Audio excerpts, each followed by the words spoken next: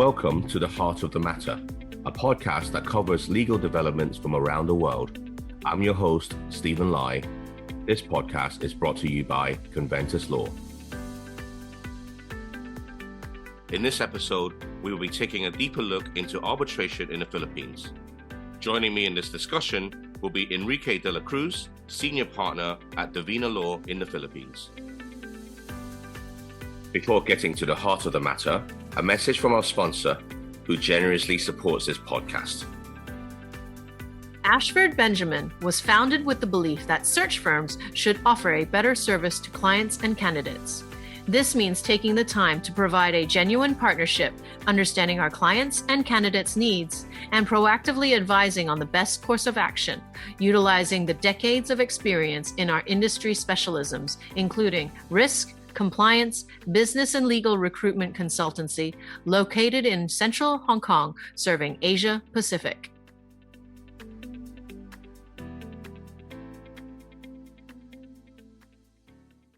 Welcome to the show, Enrique. How are you? I'm fine. Thank you, Stephen, for having me. Thank you for being here. This series, we're going to be doing we'll be talking about arbitration in the Philippines. And on this episode, we'll be basically just taking a quick overview of arbitration, proceedings, and how it all works in the Philippines. Now, before we start, Enrique, when people talk about arbitration in Asia, they usually think about Hong Kong or Singapore, right? Correct. Are we seeing more and more in the Philippines now? Is this a growing area for you guys? Yes, but the first thing I need to do is to give a context why people often refer to Hong Kong and Singapore when it comes to arbitration. The reason is that the two leading institutions for settling disputes among commercial parties are in those two countries. You have the Singapore International Arbitration Center in Singapore and the Hong Kong International Arbitration Center in Hong Kong. That is why they're almost synonymous with international arbitration. Now, in the Philippines, we do not have a central institution. We have several institutions which cater to specific arbitration practices. So it is quite popular now in the Philippines, domestic and international. We have our rules set up since 2004 through a law and a Supreme Court resolution. We've seen an increase in people availing for arbitration in the Philippines.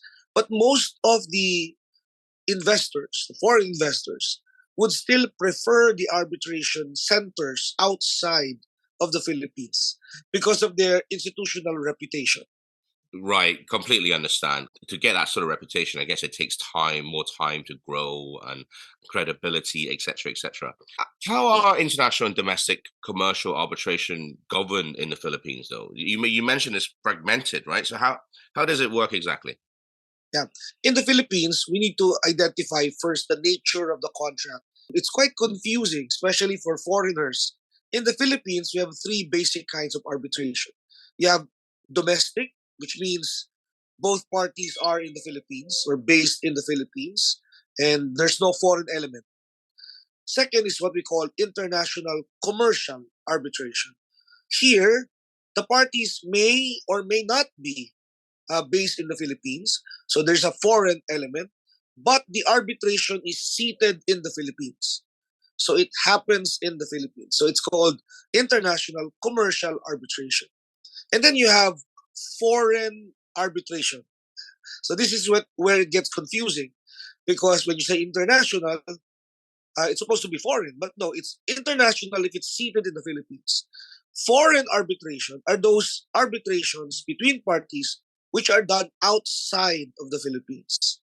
And so these are the three basic types of arbitration. They're governed differently. For example, in domestic arbitration, you have commercial and construction. So we have a specific institution just for construction disputes. It's called the Construction Industry Arbitration Commission. It's government run. And then you have domestic arbitration, which are governed by several institutions. You have privately run institutions where parties can agree to have their disputes resolved in these private institutions. You have the PDRCI, the Philippine Dispute Resolution Center. You have the newly built PICCR, the Philippine International Conflict Center.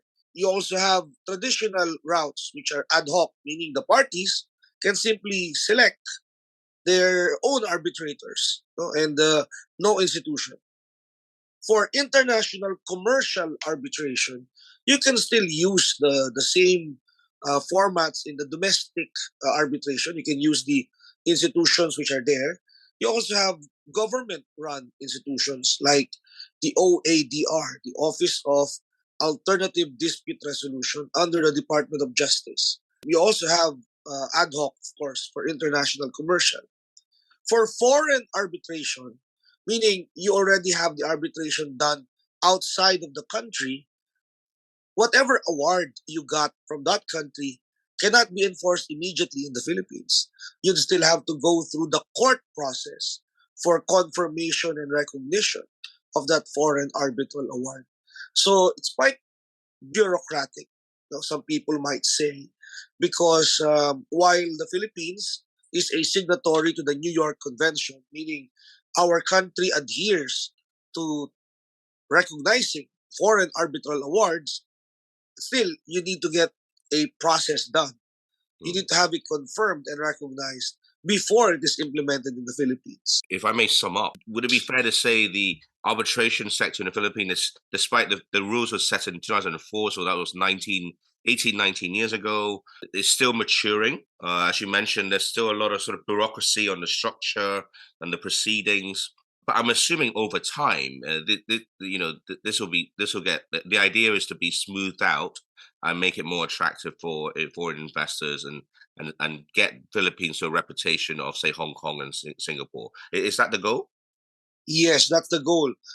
Because of the different institutions working mostly with conflicting jurisdictions, so you can imagine the confusion it brings the parties.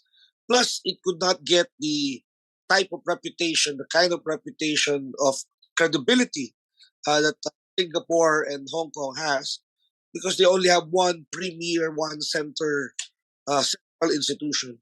But we're getting there. We're getting there.